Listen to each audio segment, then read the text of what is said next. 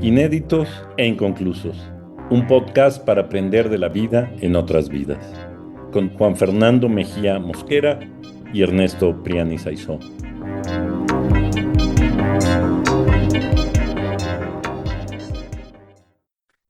Querido Ernesto, Creo, Juan, ¿cómo estás? muy bien, muy contento de que este día haya llegado por fin, Por fin, después de muchas páginas y muchas dudas, después de muchas páginas, exacto. muchas páginas y muchas dudas, hemos llegado aquí. Sí, te tengo una tonelada de preguntas, porque el episodio de hoy, que podemos decir de una vez, que es sobre el Ulises criollo de José Vasconcelos, un autor mexicano que además es toda una figura política, social, cultural de la historia del México del siglo XX. Ujú. Necesita mucho análisis, creo yo, o da para pensar muchas cosas. Y además, para los que no somos mexicanos y nos hemos sido como educados en la historia de la nación mexicana, el libro que vamos a desarrollar hoy tiene mucho interés, porque pues nos habla de México y de la formación del país.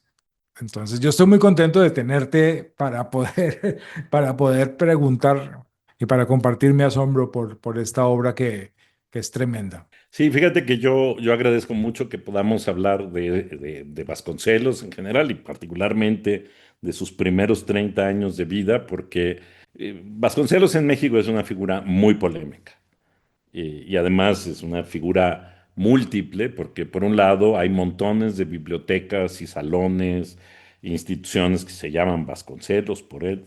De hecho, la principal biblioteca, digamos, y además que es un edificio hermosísimo en la Ciudad de México, es la Biblioteca Vasconcelos, precisamente. No es la única biblioteca Vasconcelos, además, en la Ciudad de México. Entonces, bueno, ¿no?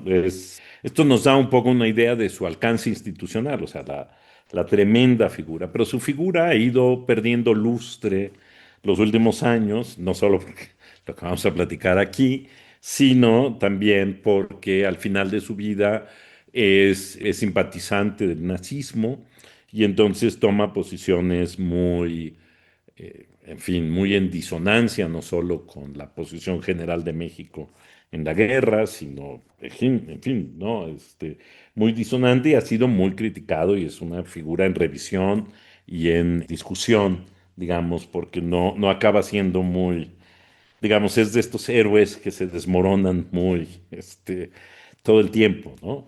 Y yo creo que lo que vamos a decir hoy es el héroe en su formación, Exacto. digámoslo así. Ujú. Una persona que es protagonista de la historia mexicana en sus años de juventud y de formación, de entrada en la vida pública, de influencia sobre el país, pero el libro termina con un suceso que es apenas el inicio de su labor y de su presencia pública. Así es. Si depende del libro, desde el primer tomo de sus memorias, porque estas son tres, Ujú. Así es. el Ulises Crello es apenas el primero. Todavía no sabemos ni por qué fue un filósofo importante, ni un educador, ni un personaje de la cultura, ni un fundador de instituciones tan trascendentales. Todavía no lo sabemos. Ujú.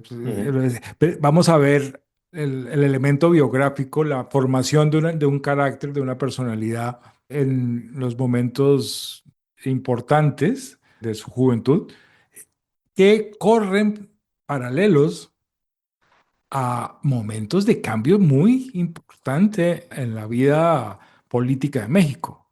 Ujú. Así es. Este señor llega al mundo durante la dictadura de Porfirio Díaz Ujú. y él participa en el inicio de la revolución que va a dar fin a esa dictadura, ¿cierto?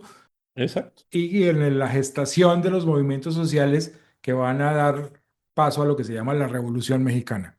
Y además se queda, un poco para que nuestros escuchas no mexicanos lo tengan presentes, el libro se queda en un momento muy importante del inicio de la Revolución Mexicana, pero deja fuera la parte más violenta de la Revolución Mexicana y, digamos, la guerra propiamente revolucionaria que sucederá a los sucesos con los que acaba el libro.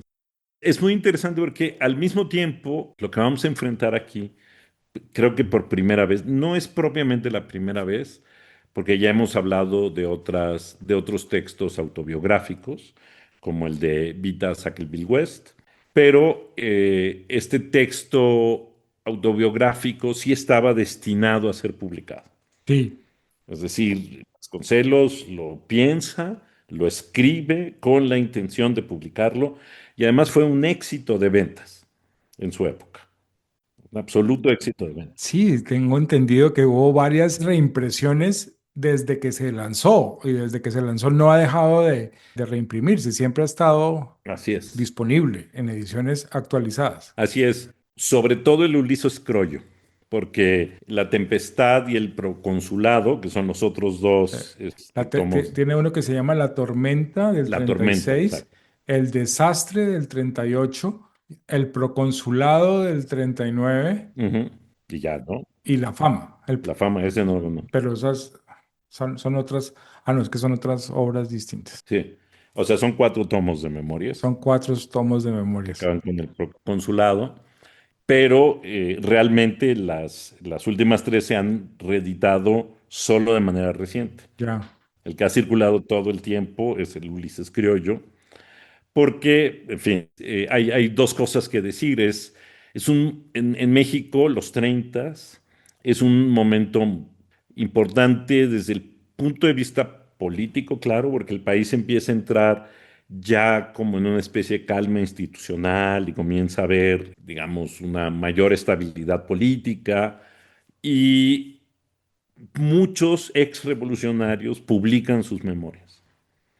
O sea, hay un mercado para los recuerdos del paso por la revolución, ¿no? Hoy haríamos películas o haríamos un podcast o algo así de nuestro paso un documental. a un documental, pero pues en ese momento lo que se acostumbraba era escribir memorias, o sea, hay cantidad en fin, de memorias. Un personaje, por ejemplo, Palavancini, del que vamos a hablar brevemente, yo voy a hablar brevemente más adelante cuando toquemos uno de los temas candentes de Vasconcelos, que es su relación con las mujeres. Ujú. Él también tiene unas memorias, hay magonistas que tienen memorias, entonces, claro, las memorias es un tipo de texto muy diferente a una biografía Sí.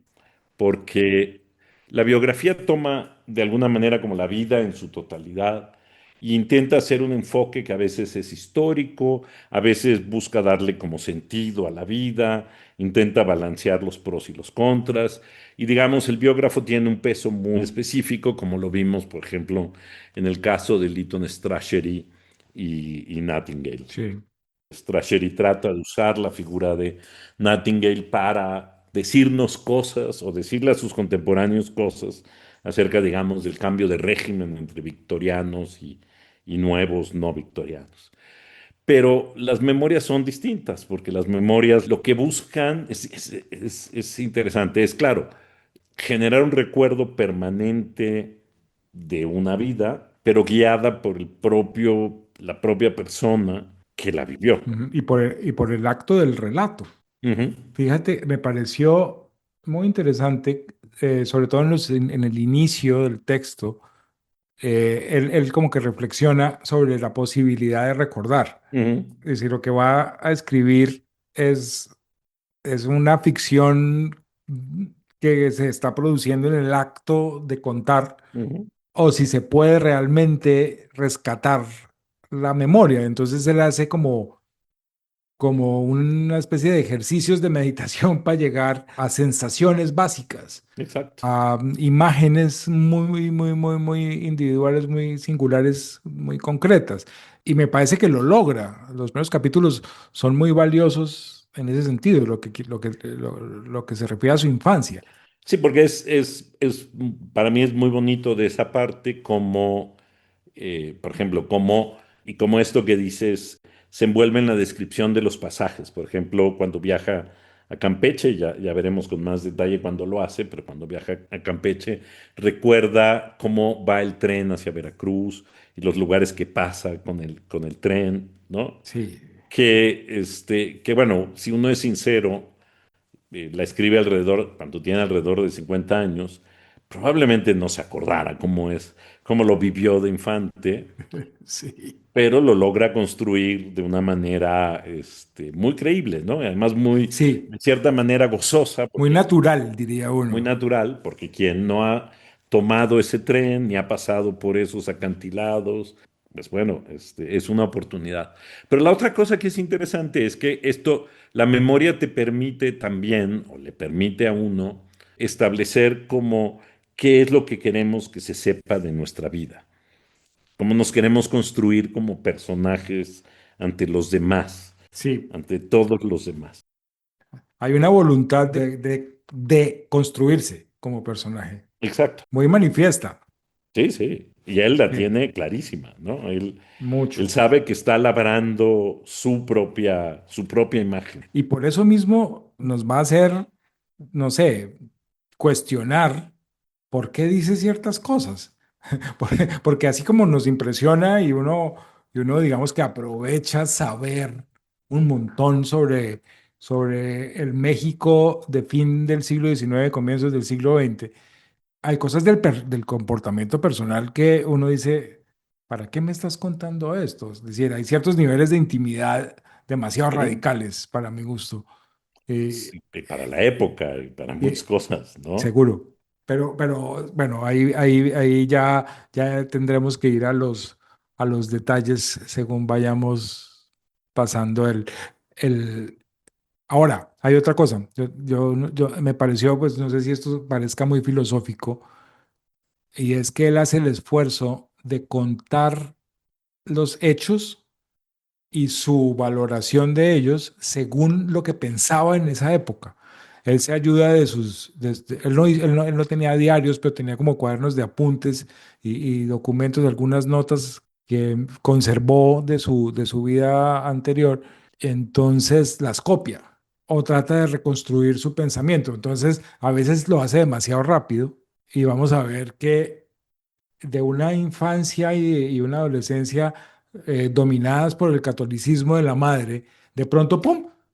El tipo entra a la preparatoria y ya es un positivista y nos da cátedra positivista por un tiempo, ya veremos que eso tiene motivos, pero después él se pasa a una especie de individualismo y después, o sea, va como pasando por las modas intelectuales o por los gustos intelectuales de cada una de esas épocas y entonces el texto adquiere esa personalidad. Ujú, Pues, me pareció bastante interesante y creo que pues, es un mérito, pero él no lo anuncia, entonces a veces parece es una contradicción. claro. Eso es interesante porque él no nos dice por qué las escribe, no nos dice cuál es su plan para escribirla, sino que simple y sencillamente se arroja, digamos, o nos arroja a su vida Sin plan, sin advertirnos nada de lo que quiere hacer. sí. Entonces, bueno, es muy interesante.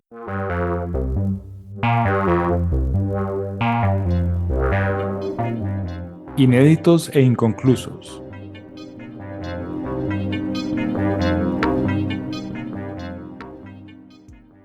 Creo que podemos entonces ya Sí, comenzar a hablar propiamente de la vida de José Vasconcelos. Conviene saber, digamos, como dato inicial y general, que nació el 27 de febrero de 1882 en la ciudad de Oaxaca, Oaxaca. Sin embargo, en realidad, las memorias van a comenzar cuando él está en Sonora, específicamente primero en Sasbe y- y después en Piedras Negras. en Piedras Negras, Que sí. esto para los lectores no mexicanos, Sonora es uno de los estados colindantes con Estados Unidos, al norte, ¿Y se dice Sásole?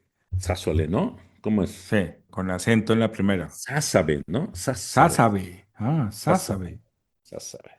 Sásabe. Sásabe. Que es una ciudad pequeñita. Ah, caracha, Sásabe. Sonora se costa con el Golfo de Baja California. poco para que la gente se ubique, y estas ciudades quedan en la frontera con Estados Unidos, particularmente El Paso, que va a ser el lugar más importante, incluso para su formación personal, queda justamente en la frontera. Sí, Y en 1890, que empieza la primaria, él empieza a estudiar la primaria del lado norteamericano, la estudia en Eagle Pass, no en Piedras Negras. en Eagle Pass. Ujú. Y esto nos va a marcar una primera característica de él que es muy importante, porque él lo que hace todo el tiempo es valorar qué es vivir en México y qué es vivir en Estados Unidos, cómo es la cultura norteamericana y cómo es la cultura mexicana. Se va a hacer bilingüe muy rápido Ujú, y va a apreciar ese don como una gran ventaja y toda la vida le va a servir su bilingüismo. claro. Sí, no, le va a hacer una diferencia para muchas cosas, ¿no? Pero además tiene una educación que no hubiera podido recibir en México, probablemente en ningún lado. Claro, claro. Tiene acceso a otros textos, a otros tipos de docencia. Además es laico. Bueno, eso, ahí comienza la cosa. Parece una enseñanza laica, Ujú, pero él es súper consciente todo el tiempo de que él está yendo donde los protestantes. exacto. Y que cuando regresa a casa está en el seno de los católicos. Ujú, Y su mamá lo va a educar para ser un católico con todo el fervor del que ella es capaz. así es, que es mucho. Sí, y mucho del recuerdo de su madre y de su relación con ella y de sus hábitos de infancia son los hábitos de una persona piadosa. Es ir a misa, comulgar, celebrar las fiestas de guardar, que además, Pero también los miedos de la mamá, ¿no? sí, su profundo, ¿cómo diríamos eso? Eso es como una forma de superstición. Sí, sí, porque primero le angustiaba terriblemente que los atacaran los indios apaches y lo raptaran, ¿no? Sí. Que le decía que, bueno, tú entrégate a los apaches, si te secuestran, déjate secuestrar, aprende todo lo que puedas de los apaches. Lo único que te pido es que nunca te olvides de Cristo. Exacto, exacto. Ya podrás regresar. Luego los educas o ves qué haces, pero no pierdas eso.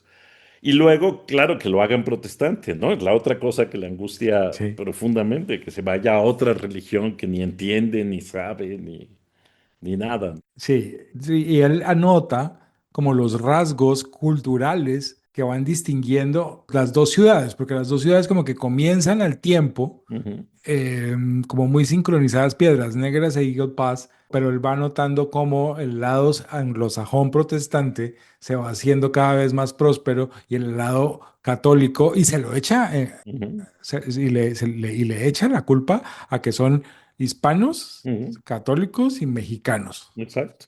los que no progresan porque dilapidan. Ujú, ujú. Ahora, viven más sabroso, ¿no? Claro, y quieren más a Jesús.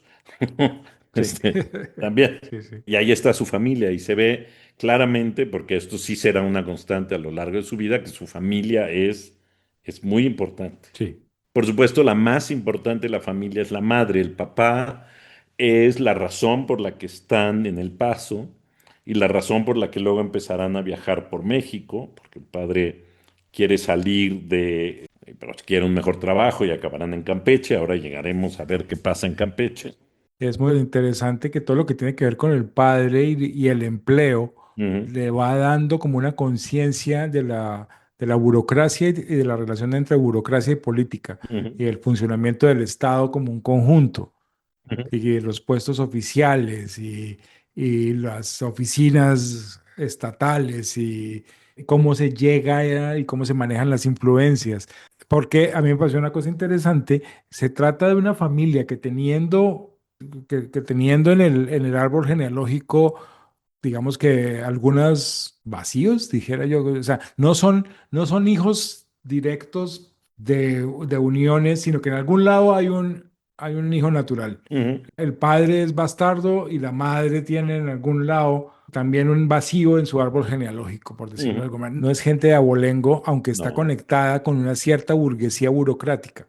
Entonces, está muy claro en Vasconcelos su voluntad de hacerse como un hombre popular, Ujú, que surge de la clase trabajadora, digamos, que no está allí donde ganando posiciones porque provenga de una familia ilustre, Ujú, sino que se está forjando a pulso. Insiste de diferentes formas a lo largo de toda la obra en ese rasgo, ujú. que me parece muy importante porque lo define y lo define con orgullo. Claro, pero yo apuntaría de lo que acabas de decir adicionalmente sobre el padre, que el padre además de darle todo eso sí se lo da, no es un padre cariñoso, no es un padre presente, no es un padre que influya o que por lo menos Vasconcelos diga que influye en sus ideas, la que influye, la que dice cómo son las cosas, la madre. Sí, el padre es un dilapidador, además, Exacto. y eso le impresiona mucho a Vasconcelos. Ujú, ujú. Vasconcelos gasta mucho, pero ahorra mucho, y se hace ahorrador por haber tenido un padre un poquito irresponsable, Vamos a ver que el tema del dinero para él es un tema crucial. importantísimo, importantísimo. En algún lado dice que la primera misión del filósofo es ganar bien Sí, es proveer su sustento, su sustento. Ese cosa que a mí nunca me dijeron en la facultad. sí, no, no, no. Y yo creo que sí, alguien debería de explicarlo en las facultades de filosofía y Sí, letras. yo creo que la mayoría entramos pensando que estamos a merced de... Que Dios proveerá, porque no. Exactamente. Sí, sí, sí, sí, pero además sí, a mí sí me parece una lección importante para los filósofos. Es, a ver, señores, hay que estudiar filosofía, pero también hay que saberse ganar la vida. Sí, claro, yo aquí le mando un saludo especial a nuestro querido amigo Andrés Mejía, a quien Y es un caso. en una presentación de su libro sobre el pragmatismo le pregunté, ¿usted ha explorado las dimensiones de cómo es que un filósofo debe aprender a cobrar por su trabajo?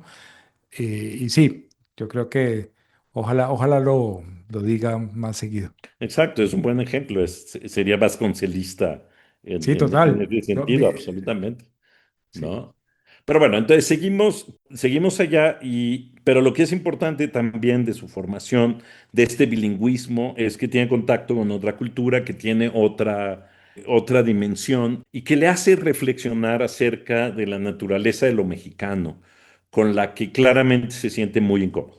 O sea, los mexicanos, los indios, los aztecas son unos seres horribles, borrachos, espanto, lo repite una y otra y sí. otra y otra vez a lo largo de... Yo te quería preguntar por eso, porque a veces me parece que hay como una especie de racismo naturalizado, Absolutamente. es decir, que hay un nivel en el cual hay como un respeto por la raza indígena mexicana desde una especie de idealización de la naturaleza del indígena azteca. Ujú, Pero en el discurso está implícito una especie de rechazo y de juicio y de visión negativa de esa misma raza. Es decir, como que si el azteca es una idea, es maravillosa, pero si tengo yo enfrente un descendiente de aztecas, pues desconfío de él, lo considero un borracho ignorante. Creo que, o sea, que es la razón de por qué no progresamos en México. claro. Y hay un discurso que va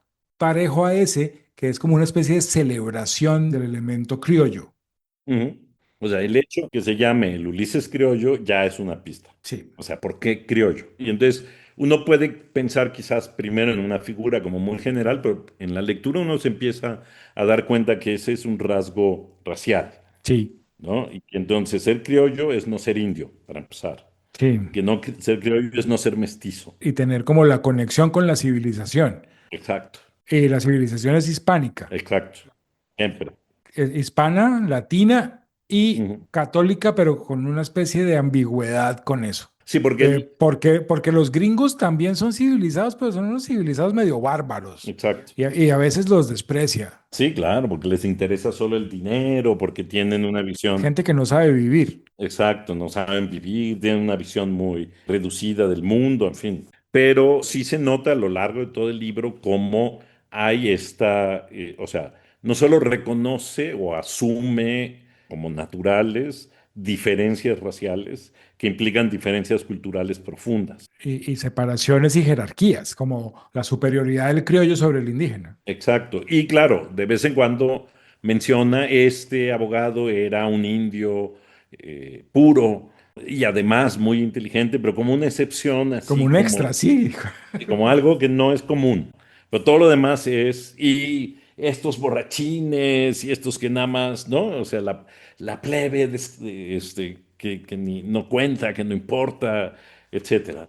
Entonces, sí, claro, hay un Sí, racismo. hay un motivo, él vuelve varias veces sobre, tratando de explicarse por qué los mexicanos son como son. Ujú. Habla del mito de Quetzalcóatl Blanco. contra Contra Huitzilopochtli, sí. Sí, como que hay una, y es como nosotros no hemos salido de la necesidad del sacrificio humano de los aztecas. Exacto. Hay como dos principios que están permanentemente en guerra, Ujú. estas dos deidades que se confrontan y la única alternativa en la que terminan los humanos es el sacrificio, Exacto. o sea, sacrificar la muerte del enemigo. Ujú. Y Sí, tiene que ser sangriento. Entonces México está bañado en sangre y un montón de cosas pero muy, ese muy conflicto también es terribles. racial porque él cree que Quetzalcóatl es europeo, Ah, caray. blanco europeo, Y entonces, y que Huitzilopochtli es la parte azteca salvaje, y que entonces es un enfrentamiento civilizatorio. civilizatorio. Ujú. Oh, por Dios. Sí, Ah, qué bueno. sí, sí. Ya, sí, sí. O sea, Porque, digamos, eso es lo que él pensaba, ¿no? Que ah, Quetzalcóatl era como alguien que arribaba de Europa y que se había y convertido. es a él al que se le ofrecen, o sea, él demanda el sacrificio. No, Huitzilopochtli es el que demanda el sacrificio. Y o sea, la víctima se le A ofrece, Huitzilopochtli. ¿ok? Y el victimario, En oposición a Quetzalcóatl, que es como el dios que civiliza, que se confronta con la barbarie que es Huitzilopochtli. ok. Eso no O sea, necesariamente corresponde a una visión indígena no, él como que se inventa una dialéctica con esos dos figuras mitológicas. Ok. de algo que ya, o sea, que es una interpretación que seguramente ya andaba circulando por ahí, que ya la convierte como en una especie de eso. Son como dos paradigmas mitológicos de una comprensión de la raza. Exacto. Ok. Que para él va a ser muy importante. Hay que recordar que él luego escribirá un libro muy famoso que se llama La raza cósmica, en donde va a argumentar, digamos, que todo América Latina forma parte de una raza nueva, mestiza, etcétera, etcétera, criolla al final. Entonces, estos elementos son muy importantes para él. Estas ideas de la influencia civilizatoria europea en América, de la barbarie originaria, de los pueblos originarios.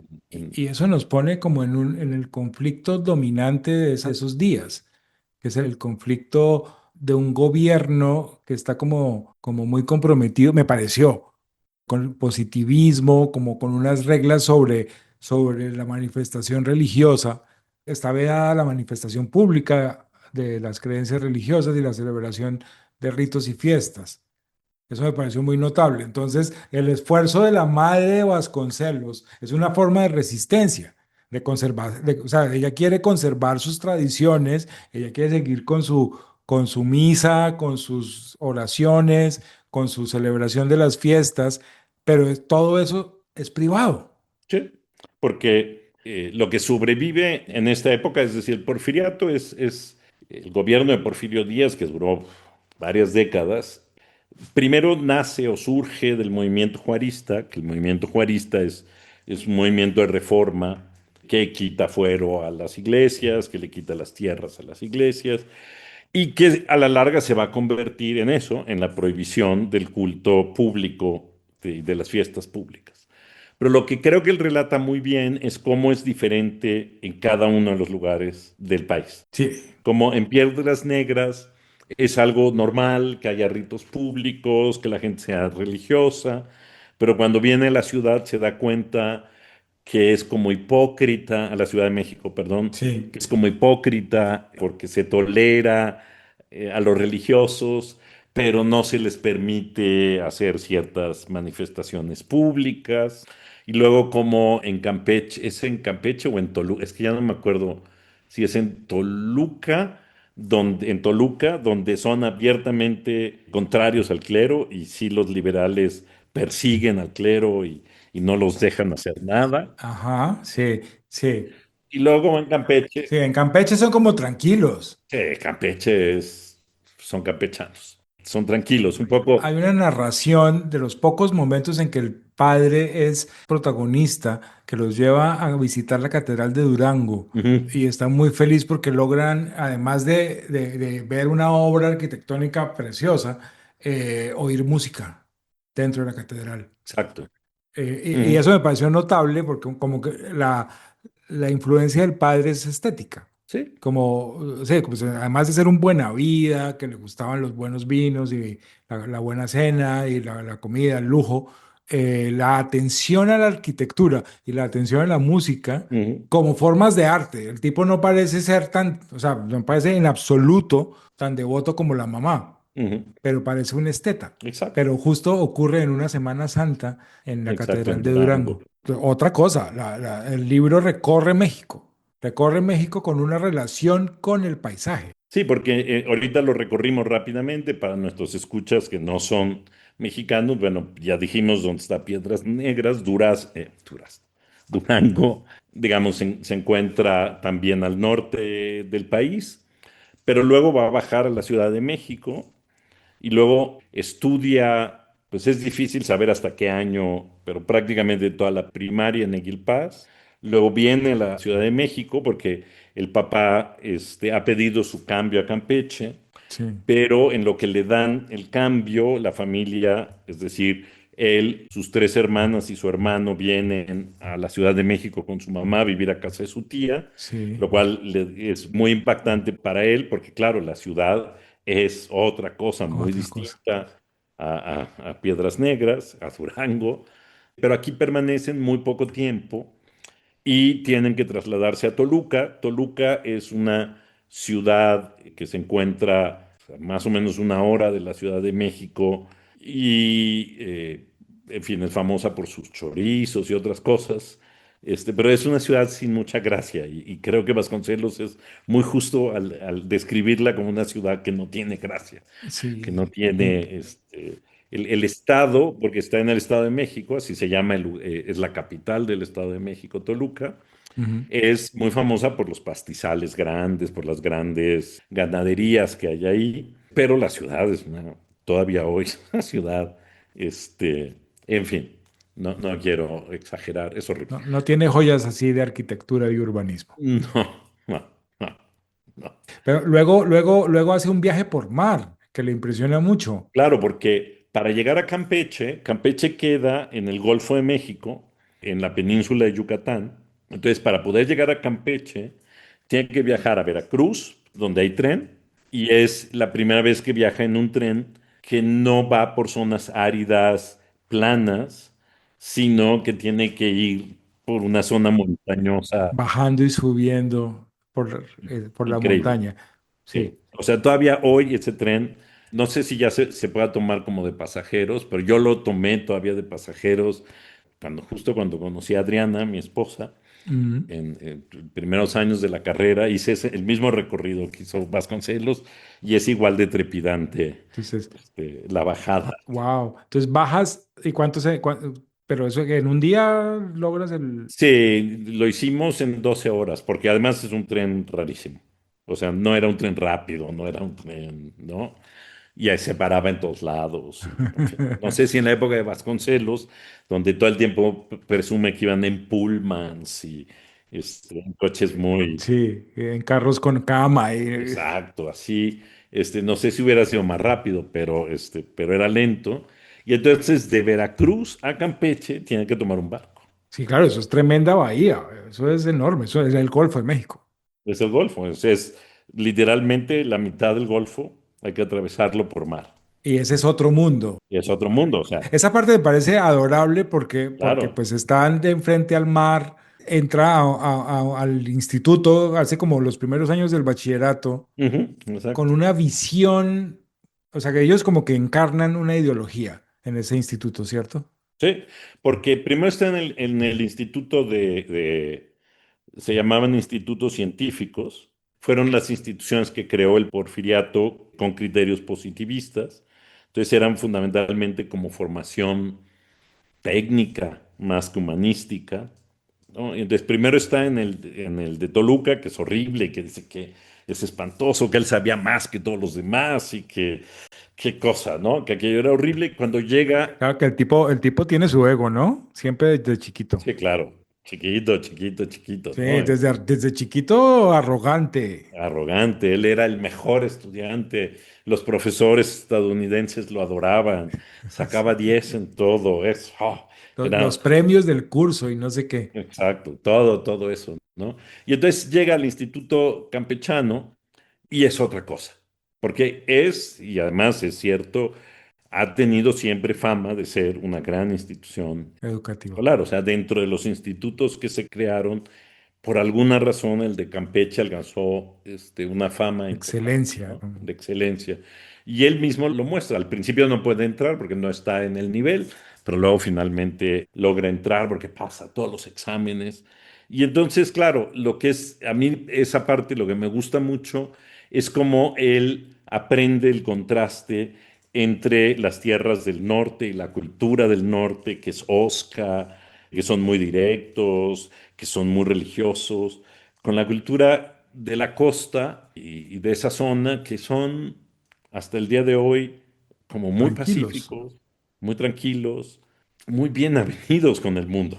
Sí, como que no hay mayores confrontaciones. No, hay Contrasta con, diferencias entre católicos y librepensadores, pero no llegan a nada, o sea, no son, son diferencias, no son hostilidades como las que sí había en Toluca. no podemos seguir hablando sin notar que este señor que recorre en 700 y pico de páginas de este libro todos los Estados Unidos mexicanos, Ujú. para un lado y para el otro, de un extremo al otro, en cada pueblo come algo Come y algo, se claro. acuerda de los manjares de toda la geografía mexicana.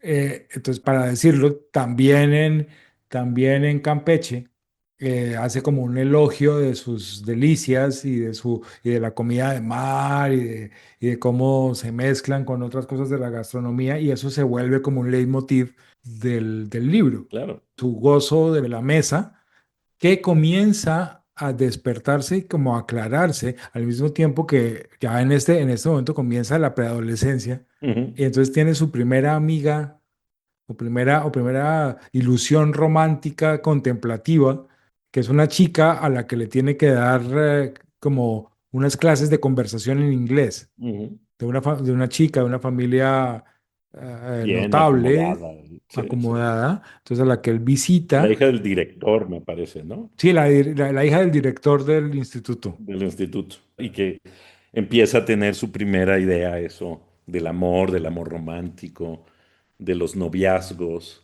Hay que decir que en Campeche se come muy bien, por cierto. Se sigue comiendo muy bien. Es, Ok. Si uno simplemente aísla los pasajes gastronómicos del señor Vasconcelos, te cuento. ujú. Hay momentos en que uno le dan muchas ganas de salir Y comerse eso. a visitar México y de pedir esto, exactamente. Eso, exactamente. Sí, sí, sí. Y bueno, ahí vuelve a cambiar su fortuna. ¿Por qué? Porque el papá decide, o lo regresa, ya no me acuerdo si decide o lo regresan a Piedras Negras. Él está buscando desesperadamente otro puesto Ujú, todo el tiempo y depende mucho de a dónde lo logran mandar. exacto. Pero esta vez el regreso va a implicar como una separación de la familia, me parece. Sí, exactamente. Porque él se queda en la Ciudad de México Ujú. y La familia toda la sigue familia se va a a Piedras Piedras Negras. Negras. Y nos acercamos, digamos, a la primera gran tragedia de su vida.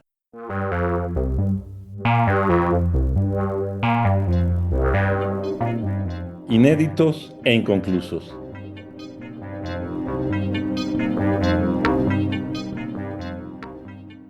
Llega a la Ciudad de México y entra a la Preparatoria Nacional. Le cuesta un poco de trabajo al principio porque tiene que presentar unos exámenes, pero como él es un ser inteligentísimo y capacísimo, Ujú. Muy dotado. lo Sí. hace todo rapidísimo y es aceptado en la Pero cada vez que cambia de escuela, tiene un miedo profundo y una enorme inseguridad sobre yo que en un pueblito chiquito lograba ser alguien, tal vez ahora que voy a un pueblo más grande no lo voy a lograr y ahora que me voy a la Ciudad de México todavía más difícil, Ah, ¿no? Como ajá, ahora sí que no voy a ser nadie y sin embargo al final termina siendo la lumbrera. exactamente, sí, porque eso va junto, ¿no? O sea, esta sensación de no voy a poder y luego al final, claro que puedo y luego se convertirá en un estudiante desastroso en la licenciatura, pero siempre con muy buenas notas y con mil cosas. Sí, Y la Preparatoria Nacional es una institución muy importante, porque siendo México un país profundamente centralista, la Preparatoria Nacional era el lugar donde las élites intelectuales de este país tenían que estudiar o venían a estudiar, porque era, hombre, de ahí el paso luego a la universidad y de ahí directamente a los al trabajos gobierno. importantes, al gobierno, a los despachos privados, a lo que fuera, ¿no? Los que podían pagar de todas maneras se iban al colegio de los jesuitas. Exacto, los que podrían pagar se podían ir a Mascarones, que es donde estaba el Colegio de los Jesuitas. Exacto. Qué curioso, ¿no? Luego Mascarones Sí. acabará siendo parte de la Universidad Nacional Autónoma de México. No Actualmente es digas. parte de la universidad, ¿sí? Ahí estuvo, de hecho, la Facultad de Filosofía y Letras de la Universidad Nacional, al principio, Mira. ¿no? No sé a partir de cuándo, pero hacia 1950 ya estaban ahí. 52 por ahí ya estaban en Mascarones y digamos quienes estudiamos en la Facultad de Filosofía y Letras siempre vemos Mascarones como el Ah, origen, ¿no? Y claro.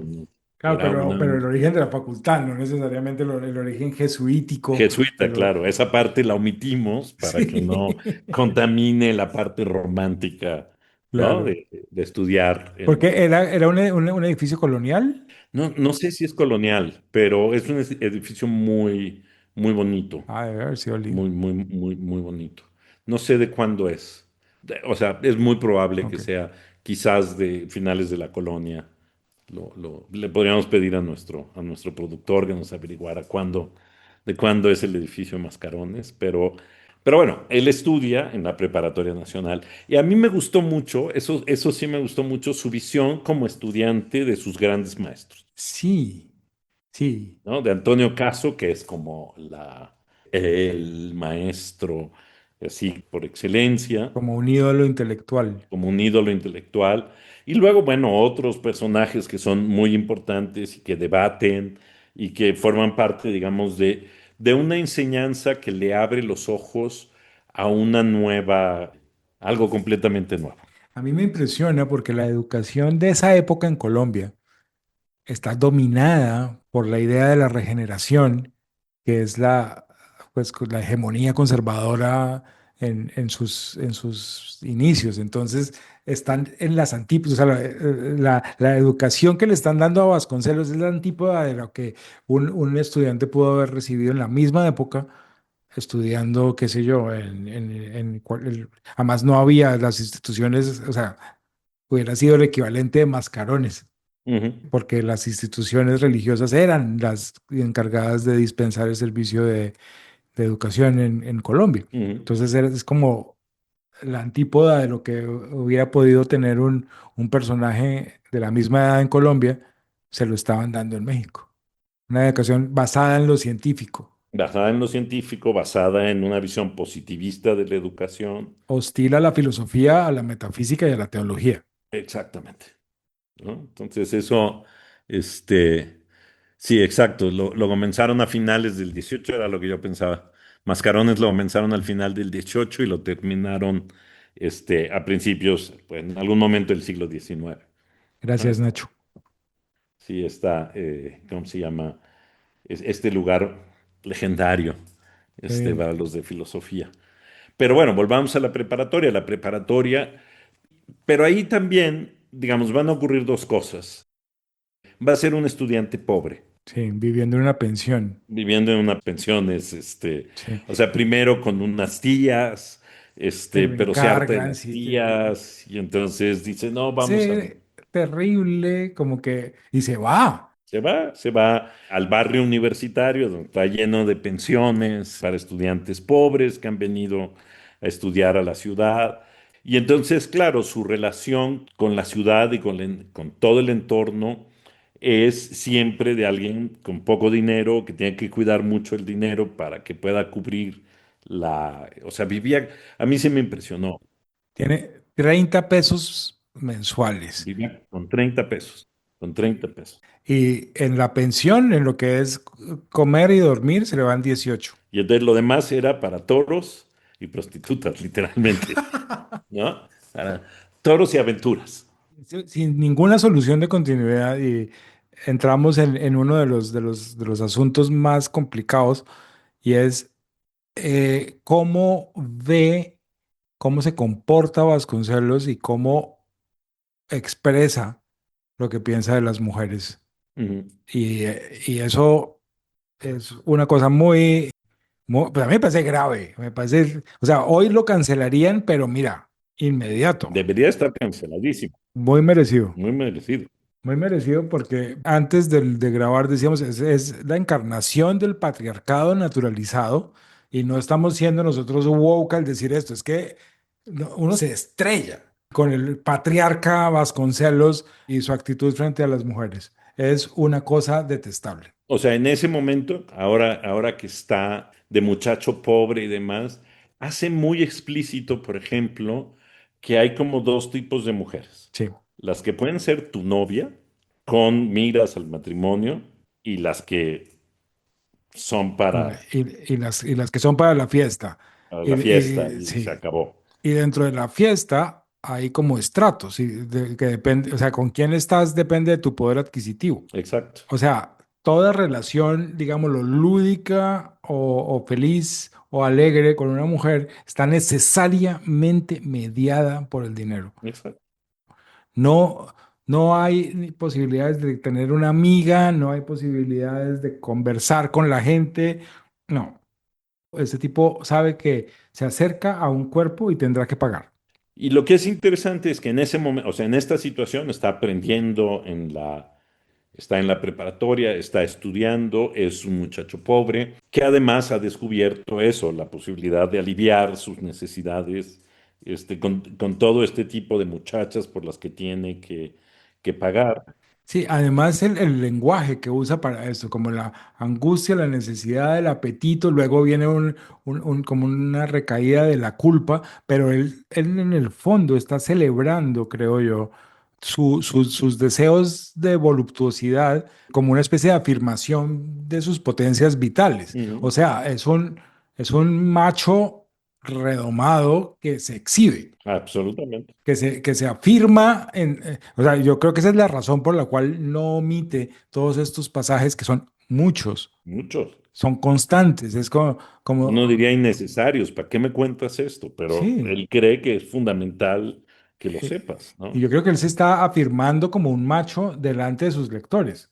Sí, además, para mí es un momento significativo cuando, o sea, él se entera que su madre está muy enferma Ujú. y cuando decide que va a viajar a Piedras Negras a verla, se entera que ha muerto. Entonces, claro, Sí, va, ya le dicen no viajes. ajá, no viajes, ya murió, de todas maneras viaja y es un episodio muy conmovedor porque va a buscar la tumba y la cultiva, la llena de flores y luego le dicen que esa no es la tumba de la mamá. Es la tumba. Ah, pero pasa una cosa antes de irse. La persona con la que comparte la noticia de la muerte de su madre es una chica que vive en la pensión con él Ujú, y ella se comporta como amiga. ujú, Y él nos dice, esta persona a la que yo le pude contar que mi madre había muerto se va a convertir en mi novia y después en mi esposa y en la madre de mis hijos. ujú. Y es alguien con quien realmente yo no me conectaba y con quien no tenía nada en común, pero se comportaba bien conmigo. Y yo me juré amarla para siempre. Y el tipo cumple esa promesa. Sí, sí, sí, muy mal, la cumple muy mal. O sea, y él mismo ve como, o sea, esa fue una decisión que yo no debí tomar, pero la tomé y la Ujú, sostuve por el resto de mi vida. Yo decía, pero, o sea, este tipo tomó esa decisión sobre su matrimonio a los 18 años, en la circunstancia de la muerte de su madre, y porque pudo como hacer una parte de su duelo ahí, sí, sí, aunque se casarán varios años después. muchos años después. muchos años después, y ella es además más grande que él, 4 años más grande que él. Es muy significativo también por las circunstancias que... Sí, o sea, eso no aguanta un psicoanálisis, pero ni 10 minutos. Exacto, ¿no? Pero a mí la parte que me interesa es que cuando él regresa a la ciudad después de toda esta tragedia, de no poder estar con su madre, de que ni siquiera pueda llorar sobre la tumba de su madre, que se siente desolado, vacío, se dedica a irse de putas. Sí. Y lo dice abiertamente Sí. y te lo... Y entonces es de la borrachera al burdel, a la borrachera al burdel, y uno dice, pero este señor, ¿a qué horas estudiaba?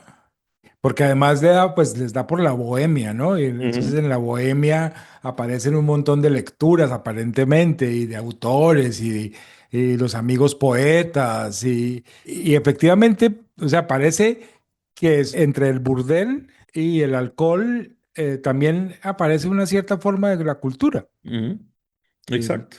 sí. Y ahí Sí, va, claro, o sea, es una forma de la cultura más importante, porque ahí es cuando hace lecturas que no hará después, que entra en contacto con muchos estudiantes y muchas personas que le cambian, digamos, las perspectivas, se abre a otro mundo, pero es el mundo de esta bohemia tortuosísima, ¿no?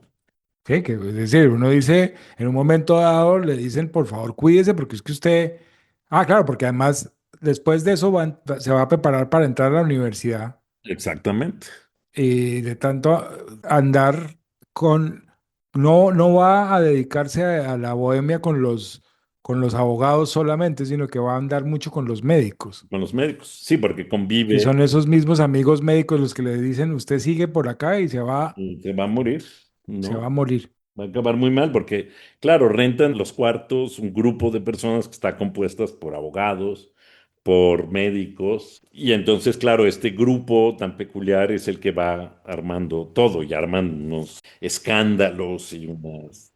O sea, se comportan como estudiantes en estado puro. Dios mío.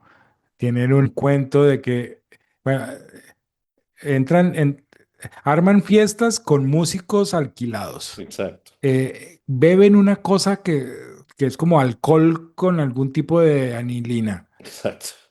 Cantan hasta las tantas. Una cosa muy, muy fuerte para la época, porque además se encierran en la casa en la que viven, pero es un inquilinato que tiene otras familias allá abajo. Y esas familias pues no pueden dormir porque estos tipos son unos ruidosos, horribles y se insultan y se pelean, llaman a la policía, pero al mismo tiempo lo hacen dentro de las formas y las costumbres que son un poco decimonónicas todavía. Entonces es muy chistoso. Además, es en esa misma época en que aparece María, que es la perdición. Una chica que trabaja en un café Una chica que trabaja en un café o en un bar que desde la primera vez que la ve queda absolutamente prendado. y la invita y entonces Además, es una chica negra, ujú, entonces él tiene una elaboración de la voluptuosidad que es muy particular eso también. O ujú, sea, si el patriarcado tiene sus problemas, la cuestión de raza y clase también los tiene. claro. Y las apreciaciones, o sea, este señor regándose en prosa, enamorado de esta mujer que debió haber sido pues una diosa, pero diciéndole o sea, las barbaridades más Las más, atroces. más atroces, sí, absolutamente. Ahora, no se consuma por meses. No se consuma y a mí lo que me divierte es que ella lo trata muy mal, porque ella, claro, ella está buscando una salida económica, por lo menos es lo que sugiere Vasconcelos, que Vasconcelos no le puede ofrecer, porque él ya es un estudiante de leyes y empieza a estar angustiado por el dinero porque no le alcanza para pagarle a ella. Exacto, O sea, ella no exige, digamos, que le pague para tener relaciones, pero sí que le pague la bebida, que la lleve a comer, la fiesta. que le compre cosas, ¿no? Y entonces es ahí cuando Vasconcelos se empieza a dar cuenta de que tiene que ganar dinero, que no puede, Necesita conseguir un trabajo. exacto. Y además es el momento en que piensa en abandonar los estudios universitarios porque ya no le alcanza, ya no estudió, ya no se preparó para los exámenes. Si vienen los exámenes y no ha estudiado nada, no. Bueno. yo estoy seguro que eso le ha pasado Exacto, a todo al mundo, 80% de los a todo estudiantes mundo. universitarios en el mundo, por Exacto, supuesto, y más en primer año. exacto. O sea, el amor imposible y entonces, uff, La ya, pobreza todo. y la Ajá. fiesta. Y la fiesta. Y entonces, vaya cóctel para vivir. Y creo que, curiosamente, la única parte de todo el relato de Vasconcelos con el que yo sí me identifico es con la vida universitaria. O sea, yo sí siento que fui un estudiante muy parecido si le quitamos las cosas galantes, no la fiesta, pero sí las cosas galantes. Yo era un estudiante así, Qué bien. No, yo no. muy parecido. O sea, un desastre absoluto. Yo fui desastre después. Pero al mismo tiempo súper preocupado por tener las mejores calificaciones Claro. y llegar muy bien al final del semestre, que era un poco la obsesión de pero la sensación de que no te alcanza para todo lo que quieres, de que las mujeres que quieres invitar a salir están por encima De tus posibilidades. de tus posibilidades. Que te enamoras de lo primero que aparece ahí, en fin, ¿no? O sea, todo eso. Sí, que el mérito es que te paren bolas y de que te pongan atención. Exacto, ¿no? Y que al primer no, entonces entras en crisis y ya no sabes qué hacer, y en fin, ¿no? Esa parte sí, Tal cual. la viví porque además es la parte, o sea, es muy interesante porque no se describe ahí como un intelectual. Se describe como un bohemio, pero no como un Sí, no intelectual. como un intelectual.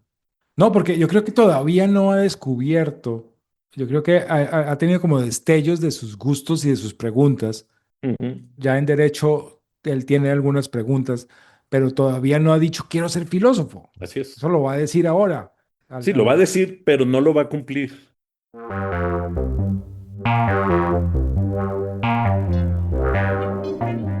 Inéditos e inconclusos, un podcast para aprender de la vida en otras vidas. Va a empezar a leer, va a empezar a buscar libros, quiere las Eneadas de Plotino, está leyendo aquí y allá, lee de espiritismo, que era, además del positivismo, es Sí, la otra corriente dominante en la época, no lo convence, porque tiene de Spencer. Spencer y tiene otros autores ahí metidos, pero a mí me llama mucho la atención, es por esa época que se funda, por llamarlo así, el Ateneo de la Juventud, que es como un mito fundacional de la cultura mexicana. En realidad eran un grupo de estudiantes Que se reunían a leer. que él sentía que cómo se llamaban de la juventud si tenían 23 años. ¿No? O Sí, sea, la idea de juventud era muy extraña en sí, sí. en esa época. De pronto se comparaban con Porfirio, ¿no? Que ya era un venerable anciano. Sí, claro, ¿no? No, y además uno es joven a los 23 años. Sí, sí. Hay un personaje que es un abogado, profesor de derecho, Ujú, que es como una gran institución. Perdóname o sea, es que se me apareció la imagen de este señor que al principio lo hacía dormir en la clase, ujú, pero que un día como que le hace una pregunta y su visión del gran maestro abogado cambia. ujú, Y es por ahí dándose cuenta como de que sí hay grandes personas de las que aprender, ujú. que él como que se despierta. Exacto. Payares, es Payares, es Payares, es Payares. Ah, sí, señor. Eh, exacto, porque estaban don Justo Sierra por un lado y Payares, pero no me acuerdo cuál es el nombre de El pila nombre propio de Payares. de Yo Payares, creo, ¿no? no, mentiras, yo creo que es Justo Sierra el que es el gran maestro. Lo que pasa es que dice, porque dice, había dos bandos. Contra Payares estaban los preparatorianos de la metrópoli, antijuaristas y cientificantes, que nos sentíamos rebajados de estudiar el derecho romano después de haber cursado el plan de Comte en la preparatoria. Ujú. En el bando de Payares se afilaban los que, habiendo hecho su secundaria en los estados, conservaban el criterio indeciso entre la ciencia y la ideología jacobina. Jacinto Payares. Ok. Y aunque Payares no era jacobino, procedía de la provincia y no era afiliado a Comte. Además, era el rival de Justo Sierra y los metropolitanos éramos sierristas, ¿no? Pero la visión de Ok, Pallares va a cambiar, como ok, es tú ese cuentas cambio. muy bien, muy rápido. Y yo creo que tiene varios gestos de ese estilo, Vasconcelos, como gente de la que tenía una mala opinión en el principio y después de conocerlo hace un mejor juicio y aprende algo.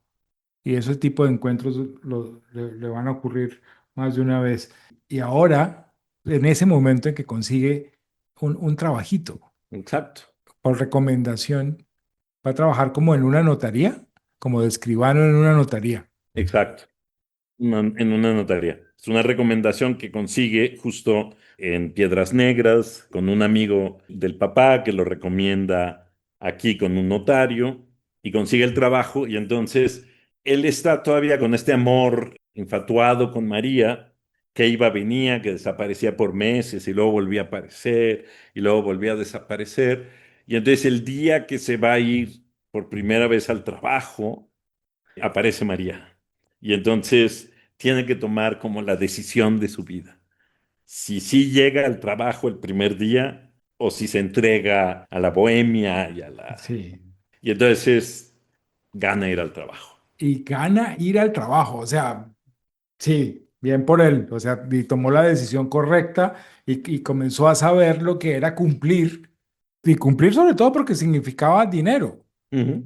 Dinero significaba vivir sin esa angustia tan terrible. Pero también es como el golpe de madurez, que es, tienes dos alternativas y decides por la que es la decisión madura. Vas a sobrepasar tus apetitos y vas a tomar la decisión de irte por el camino difícil, por decirlo de alguna manera. Y entonces, claro, este momento decisivo lo va a encarrilar a una nueva, a una realidad completamente nueva, que es la del trabajo. Otra actitud también. Ujú.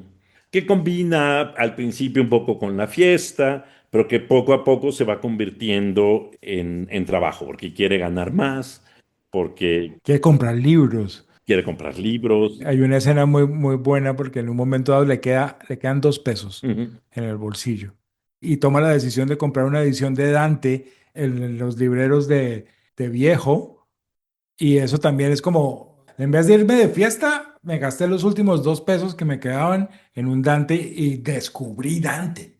Y el tipo se vuelve feliz con eso. Y a lo largo de su vida va a tratar de formar una buena biblioteca, buscando siempre las ediciones. Es un gran visitador de bibliotecas, de todas maneras. y es bonito que recuerdes esto porque efectivamente el pasaje en el que habla de la emoción del era Dante es probablemente uno de los más emotivos que tiene el libro. Y mejor logrados literariamente. Ajá, en contraste con sus devaneos amorosos, Sí. ¿no? Es como, ¿qué le alumbra? Y, ¿Qué le destila Dante ahí en la... sí, le quedan un montón de metáforas. Se apropia de muchas cosas de la Divina Comedia para seguir interpretando su vida. Exacto, Hay otra cosa sobre el Ateneo, y es que el Ateneo tiene unas figuras importantísimas. claro. Todos los que están en el Ateneo son o calles o auditorios. Bueno, y don Alfonso Reyes, o sea, yo sé que, o sea, para mí es súper importante. Claro, pero está Alfonso Reyes, está Enrique Sureña. Enrique Sureña, está Antonio Caso, son, son muchos, pero esos son... Y es increíble, él lo cuenta como pues es gente normal, de hecho Ujú, él no está de acuerdo en muchas cosas con sus compañeros, pero igual considera muy importante que, o sea, él tiene sus estudios, tiene el trabajo, ujú. muy importante, y tiene el Ateneo. Sí, a mí te digo, a mí lo que me llamó la atención es que al Ateneo no le da importancia, o sea, él no sea de los que cultivan el Ateneo como fundador de la cultura mexicana, sino, bueno, o sea, nos juntábamos ahí, yo leía poquito porque pues, me daba pena y lo que yo escribía eran unas cosas horrendas, pero Sí, Caso era buena onda y me leía y me me decía ayudaba. adelante, pero claramente, por ejemplo, me llama la atención que ni de Pedro Enrique Sureña, ni de Alfonso Reyes, ni de otros diga nada.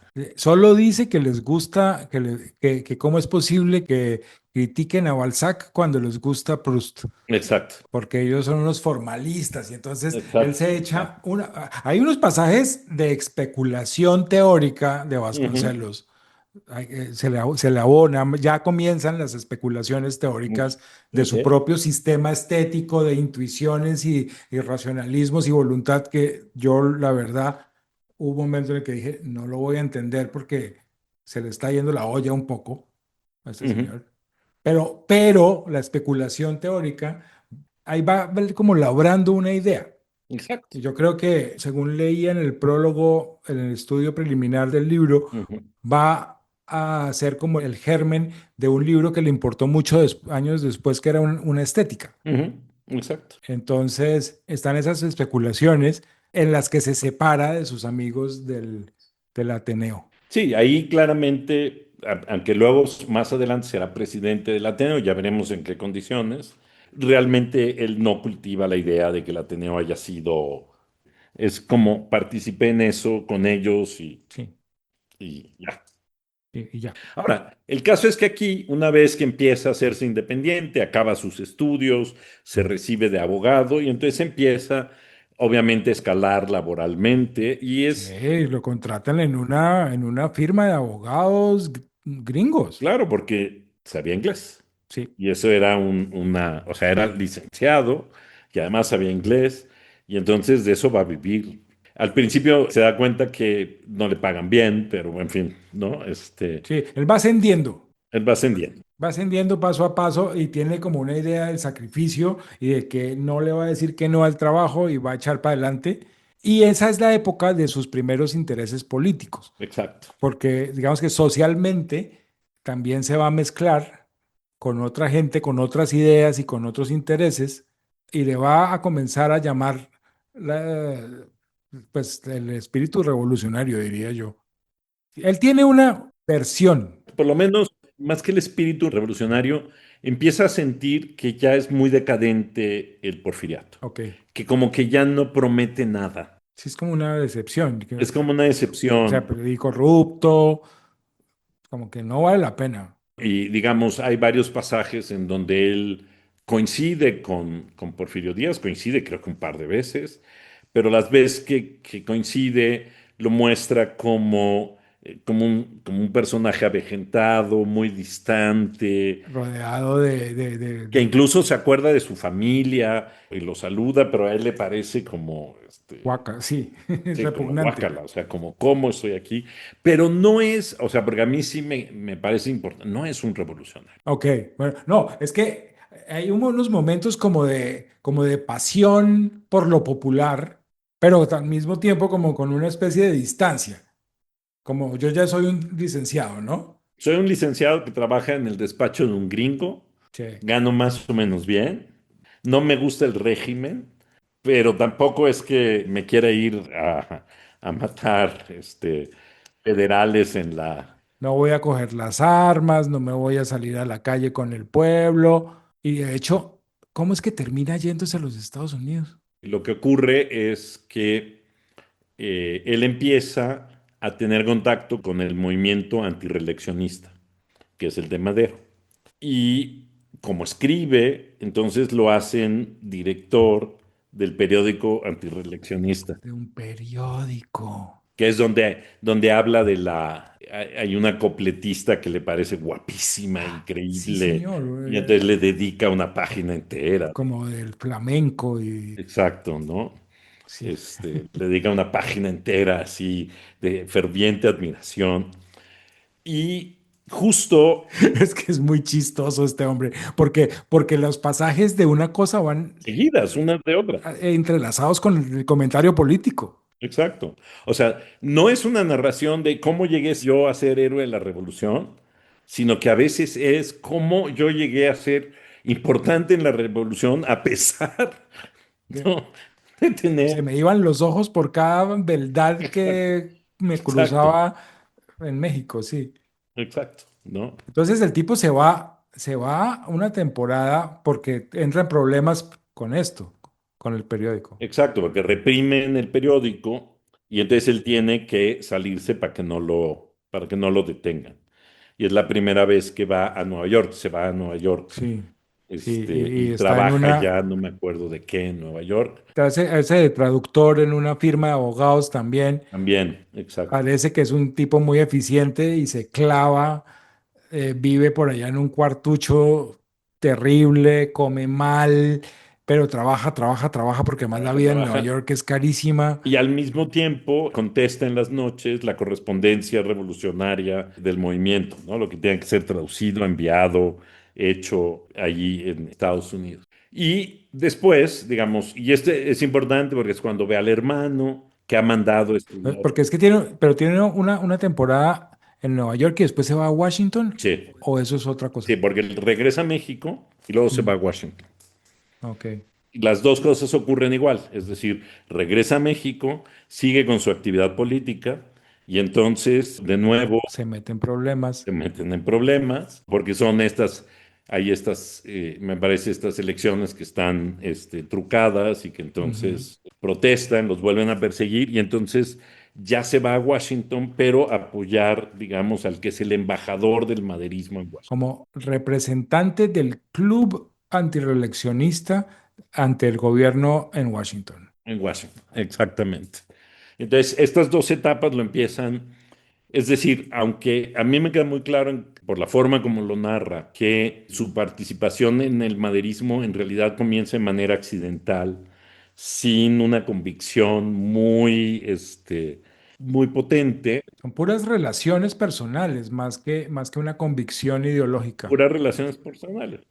Claro, hasta que conoce a Madero, a Francisco y Madero, que sí le cambia, o sea, sí, O sea, lo deslumbra. por lo menos cuenta como que lo ve y dice, oh, es un santo, Sí, ¿no? es Demócrata. la suma de todas las virtudes porque es una persona que no necesitaría meterse en la política porque no tiene necesidades económicas, todo lo contrario.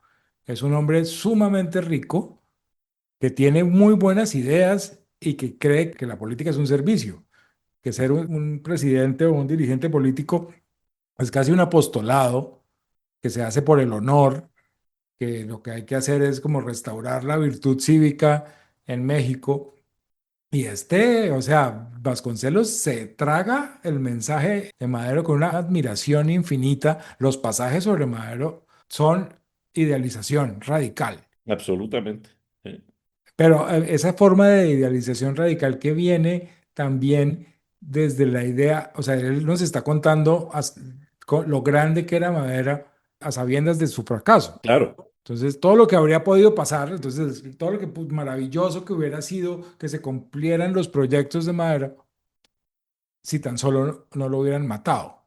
exacto, sí, porque en el fondo el libro es parte de una venganza política contra los que permitieron que lo mataran. Es eso. O sea, no los acusa directamente de matarlos, pero de alguna manera los acusa, primero, no solo de aprovecharse del hecho de que lo hayan matado, sino de no haber hecho nada en el momento en que lo mataron, de no ser, por ejemplo, claramente a Venustiano Carranza le reclama el no haber sido nunca maderista, ¿no? El haber estado siempre ahí, pero nunca haber sido realmente maderista, y entonces, claro, luego llega, es presidente y echa a perder todo lo que Ah, sí, claro, él está hablando de lo que habría podido pasar y de frente contra los que tienen el poder en ese momento. en los 30 cuando él está escribiendo, diciendo estos, los carrancistas y los callistas son la corrupción y el desastre. Exactamente. Yo creo que dentro de los elementos, digámoslo, sensacionalistas que pudo haber tenido este libro y que explican sus reediciones múltiples,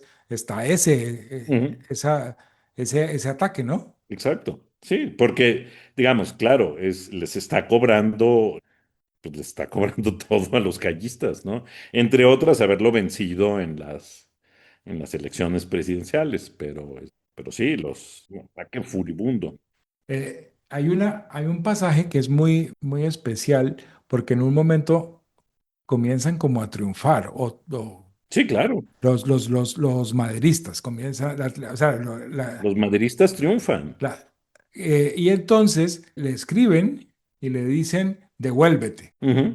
A todas estas hay un drama que él ha apoyado a su hermano para que se vaya a estudiar una cosa Estados Unidos. técnica en Ujú. Estados Unidos y el hermano se enferma, Así es. pero él lamenta, digamos, no habérselo traído, porque él se va a devolver de Washington Ujú. en un barco que va a hacer una épica parada en La Habana, Exacto, sí. en la que nos van a contar con lujo de detalles Ajá.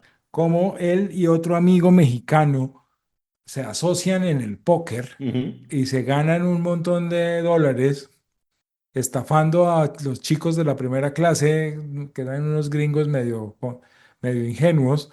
Estos dos mexicanos se llenan los bolsillos con lo suficiente para irse de juerga un día que el buque para en La Habana. Claro. Y las descripciones, pues, de la juerga, la comida, el ron, la música, las chicas, pues son así como una de esas fiestas épicas de este señor, y luego al otro día se suben al barco y se van. Exacto. Es cuando regresa a Nueva York. Sí, señor.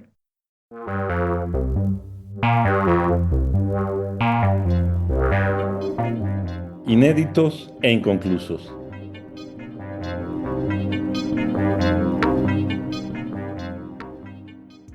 En Washington no trabaja. En Washington trabaja para el movimiento Para el maderista. movimiento madrista. Y entonces en realidad en las noches traduce, escribe y demás, y en el día está todo el tiempo en la biblioteca del Congreso fascinado, porque ahí sí tienen las Eneadas de Plotino. Claro, y entonces ahí es donde está leyendo las Eneadas y está leyendo un montón de cosas. Exacto. Eso me pareció bonito.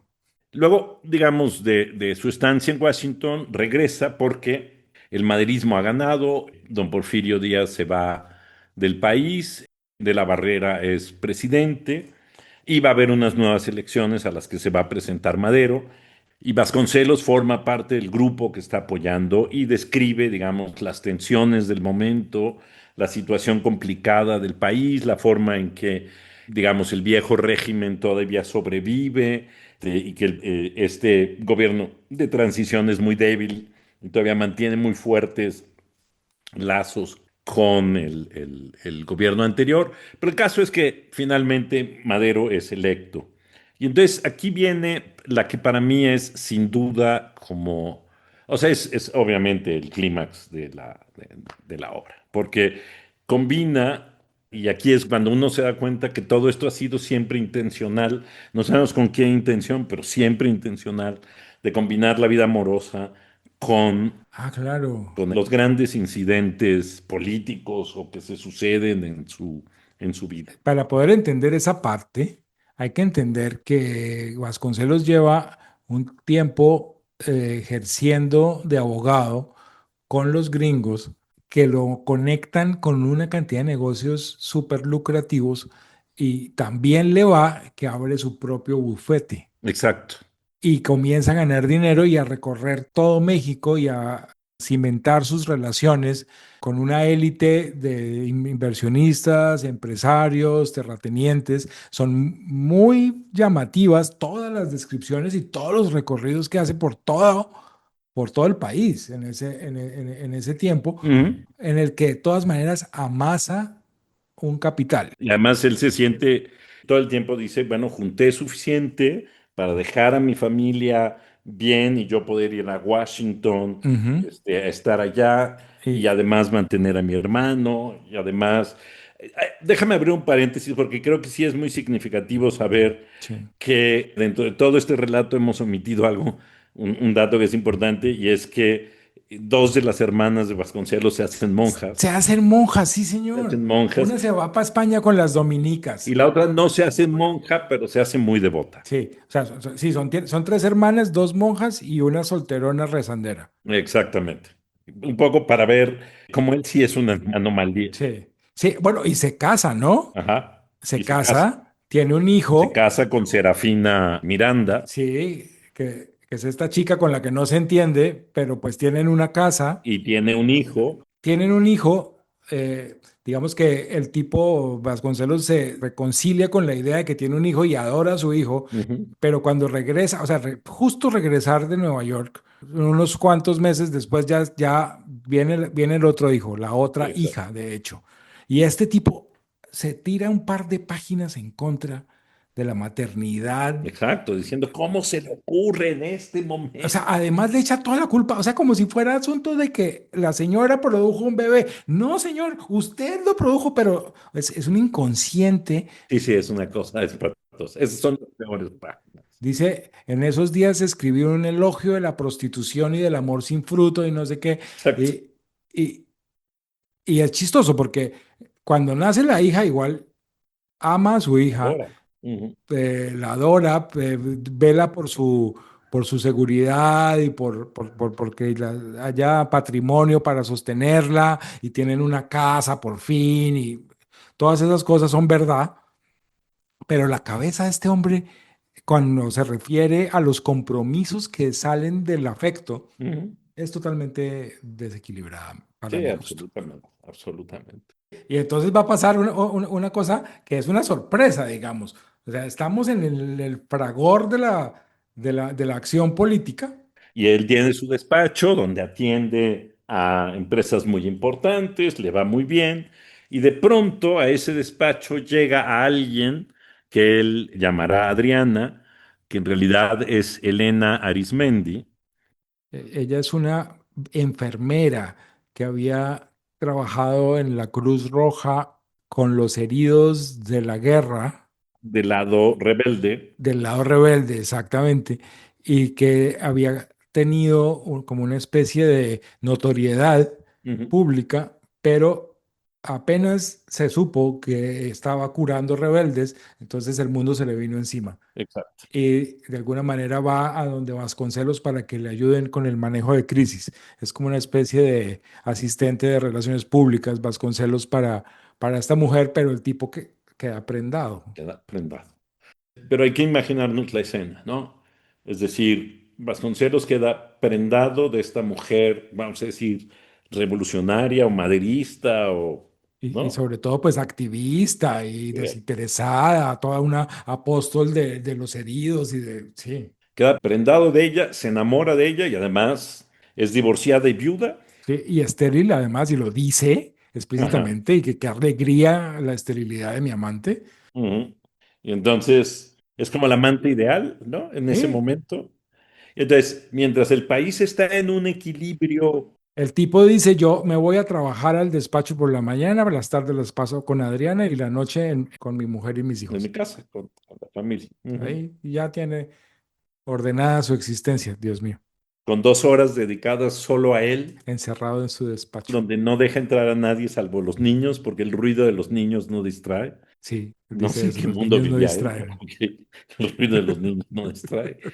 Y entonces la situación del país es muy complicada. Madero ha tomado el poder, pero evidentemente los miembros del antiguo régimen, los enemigos políticos de Madero, están haciendo todo para derrocarlo. Pues claro, lo que pasa es que Madero no toma venganza, no mata a los vencidos, la gente comienza a verlo entonces como un debilucho. Exacto, él entra a formar parte del partido antirreeleccionista, cuenta las batallas para formar diputados, nota cómo en esas batallas pierden muchas posiciones que son dadas a personas que él identifica no como maderistas de origen, sino que aprovechando la llegada al poder, pues todos quieren formar parte del pastel. Oportunistas. Algo que se repite en este país todo el tiempo, ¿eh? Y digamos, precipitemos un poco la cosa, porque en un momento dado él tiene negocios a todo lo largo del país, tiene que salir, tiene que viajar, tiene su amorío con Adriana y entonces tiene que irse, ya estamos en 1912, en febrero de 1912, él tiene que irse a Tampico. Tampico, sí, frente al mar. Exacto, frente al mar, que es otro estado que se encuentra al norte, en este caso da al Golfo y sus playas están al Golfo, es colindante con los Estados Unidos también, y él se va ahí en tren con Adriana.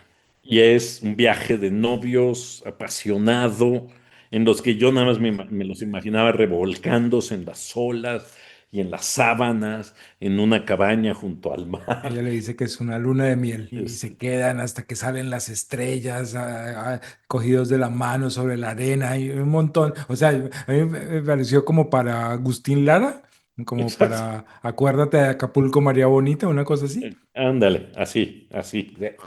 Pero en este caso, acuérdate de Tampico, Ah, ¿no? sí, Pero, y en ese mismo momento se ha alzado parte del ejército en la Ciudad de México, o sea, dan un cuartelazo, y Madero queda prisionero en Palacio Nacional. increíble eso. Y queda prisionero básicamente porque, digamos, no puede salir, no es prisionero de nadie, pero no puede salir, o sea, está rodeado por tropas que lo amenazan. Pero además él tiene como una misión. El tipo está también en Exacto, su propio viaje de heroísmo. de heroísmo y de la ceguera del héroe, porque es algo que va a destacar mucho Vasconcelos, como, ¿no? Pero entonces, lo que es increíble es el contraste entre la exuberancia amorosa que está teniendo y el declive y el desastre y el Sí, precipicio. pero es el fragor también de esos últimos días de Madero.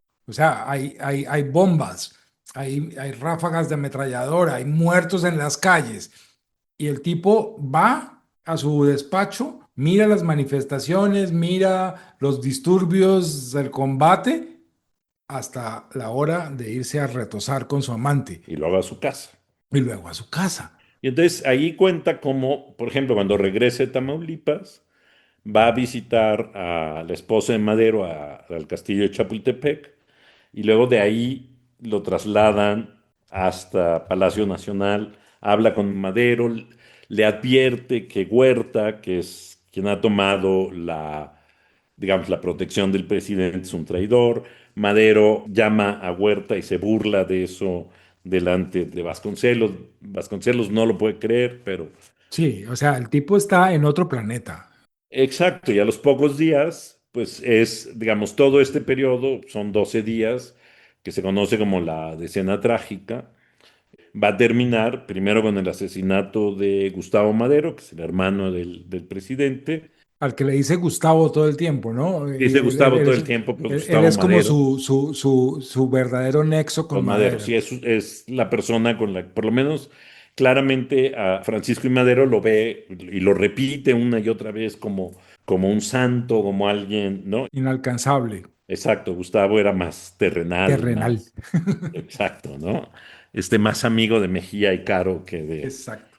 ¿no? Que Sí, el otro era este, celestial. el otro era celestial, el otro estaba en otro lado, ¿no? Y claro, bueno, eso termina con el asesinato de Madero. O sea, a mí me gusta mucho la descripción porque es muy descarnada y es muy triste. Es realmente muy triste. Sí, sí, sí, es muy triste. Y es como todo lo que México pierde con la muerte de este hombre, que les había mostrado por lo menos un vistazo de la opción civil, de la opción civilizada, Ujú. de la opción pacífica para volver otra vez. Entonces vuelve la figura de Quetzalcóatl con Exacto. Huitzilopochtli. Ujú. ¿Sí? ¿Lo dije bien? Sí, sí. ¡Ey! Huitzilopochtli. Sí. Eso. Otra vez, o sea, como que no podemos escapar a la pasión del sacrificio humano, como que nos va a tomar, ¿cuánto le tomó a México salir de esto? Le tomó todavía otros 20 años realmente alcanzar Mira, ya digamos, como un orden, más o menos pacífico, fluido, claro. fluido sin que estuvieran matando al presidente Sí, sí. cada rato. Entonces, sí, le toma a México mucho, mucho tiempo. A mí hay un pasaje al final que me gusta mucho porque es un tema que él trae por ahí, que es la presa de Necaxa. Uy, qué belleza de pasaje. Exacto. ¿Esa va a quedar inconclusa o al final sí la hicieron? Sí, al final sí se acaba, pero se acaba mucho después, o sea, primero la nacionalizan, digamos, Ah, y caramba. luego la acaban. pero que él ve como digamos, es el sueño de un gringo que ha venido a construirla acá y construye en otras partes del mundo. En Río de Janeiro y no sé dónde, sí, es Exacto, y que iba a ser un negocio privado. como un genio, era un señor que era profesor de matemáticas que después comienza a resolver unos problemas y se vuelve el genio de las represas y de la hidroeléctrica. Y se hace muy rico. Y él es el que empieza a construir la presa de Necaxa, que lo interrumpe la revolución. Y entonces eso también le sirve a Vasconcelos para mostrar que si Madero se hubiera quedado, Necaxa se hubiera terminado, y entonces seríamos otro país, Sí, porque la clave de la civilización está en las fuentes de energía, lo dice. en las fuentes de energía, en la luz eléctrica, Ujú. ¿no? Sí, sí. Para terminar pronto.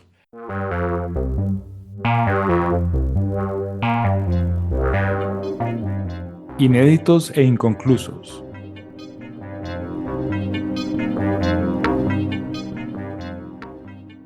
Es increíble. O sea, yo sí quedé impactado con Vasconcelos. Y ahí apenas vamos en 1913. 12. 12. Ok, sí, claro, a este señor le quedan 3 tomos de autobiografía y muchos años de vida. Sí, todavía le falta muchísimo, pero podemos ver cómo nos pasea por una realidad que no es nuestra ya. Ujú. Un tipo de ser hombre que, bueno, obviamente hay muchos que continúan con esas Conductas formas de ser hombre, pero ya no es la forma. Un poco la explicación de la que yo me doy de que lo exhiba tanto es porque era muy común y entonces era una forma de aceptar algo. como de identificación con el paradigma dominante de masculinidad. Hay que anotar dos cosas interesantes, así muy breves. Una es que todavía en 1912, 11 y 12, pero en realidad cambiará la ley hasta 1914, el matrimonio, o sea, te podías divorciar, pero el matrimonio no se disolvía. Era así como, ahora, te puedes ir a tu casa Ajá, separado, pero no puedes ni volverte a casar ni hacer nada, ¿no? ajá. La revolución va a cambiar eso. La revolución va a introducir el divorcio. El divorcio. Y entonces es muy interesante porque justo hablaba yo muy al principio del programa de Pallavicini, que también va a ser secretario de Instrucción Pública durante 3 meses. ¿Cómo se llama? Él va a ser uno de los primeros que se divorcian, un impulsor de la ley del divorcio y uno de los primeros que se divorcian. Escribió unas memorias, pero en sus memorias no cuenta que se divorcia. Que se divorció. Miras tú. ¿Vasconcelos se termina divorciando de la madre de sus hijos? No. No, no. Se queda con ella hasta que muere. Pero vivió con Adriana el resto. Fíjate que ahí no sé, tendremos que leer las demás Nos faltan 3 tomos, sí. para saber qué pasa con Sí. Adriana. Ah, pues eso me parece muy interesante y creo que nos deja como en la boca de nuestro siguiente episodio. Exacto. Nuestro siguiente episodio está dedicado a Vivir para contarla de Gabriel García Márquez, que se refiere también, lo que pasa es que Gabo nace como en el 28 Ujú. y el libro abarca hasta el 48.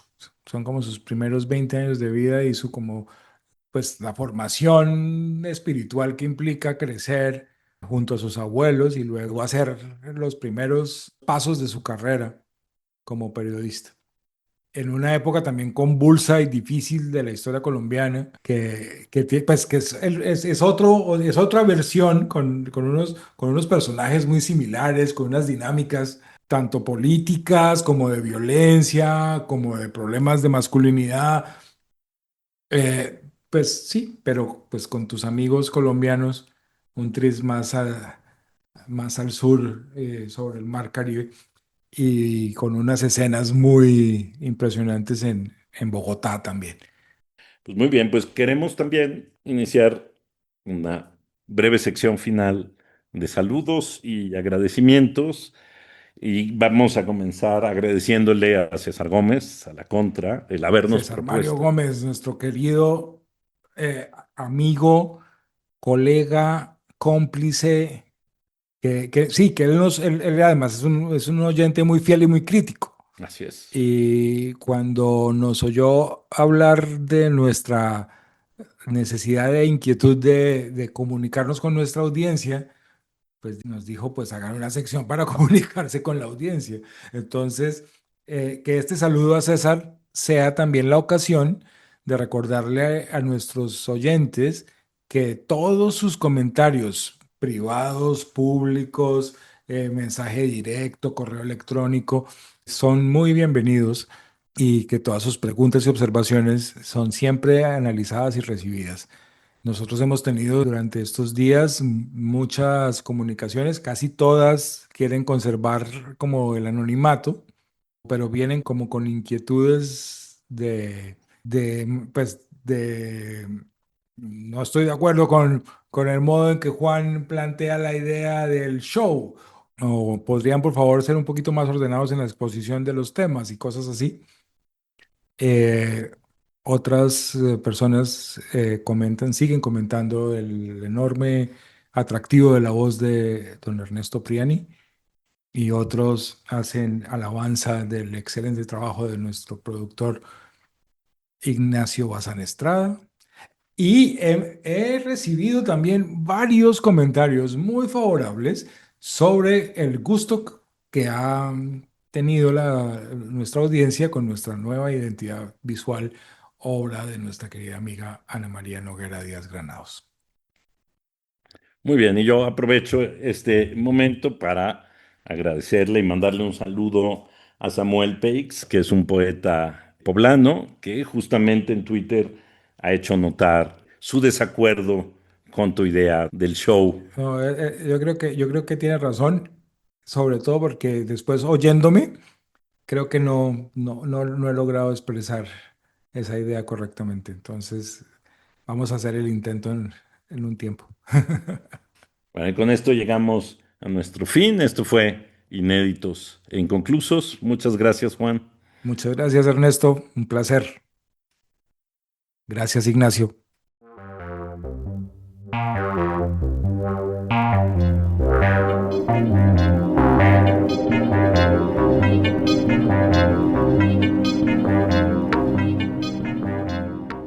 Y bueno, Juan, a todo esto, si la gente está enojada con nosotros o muy contenta con nosotros, ¿qué puede hacer? ¿Nos puede escribir a algún lado? Nos pueden escribir, claro, con sus comentarios, críticas, dudas, preguntas, peticiones a ineditingcon@gmail.com.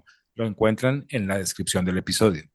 Y dime, ¿qué más pueden hacer? Porque ellos nos pueden ayudar mucho, ¿no, Juan? Nos pueden ayudar mucho con sus comentarios en la plataforma, sus reseñas, sus calificaciones y compartiendo con sus amigos, su familia y en sus redes sociales. Y por supuesto, también pueden seguirnos en nuestras redes sociales y comentar ahí todo lo que quieran. Gracias. Inéditos e Inconclusos, un podcast para aprender de la vida en otras vidas. Conducción, Juan Fernando Mejía Mosquera y Ernesto Priani Saizó. Producción, Ignacio Bazán Estrada. Música original, Daniel Villegas Vélez. Diseño de logo e identidad mensual, Ana María Noguera Díaz Granados. Síguenos en nuestras redes sociales en @inedetincon y comunícate con nosotros al correo inedetincon@gmail.com.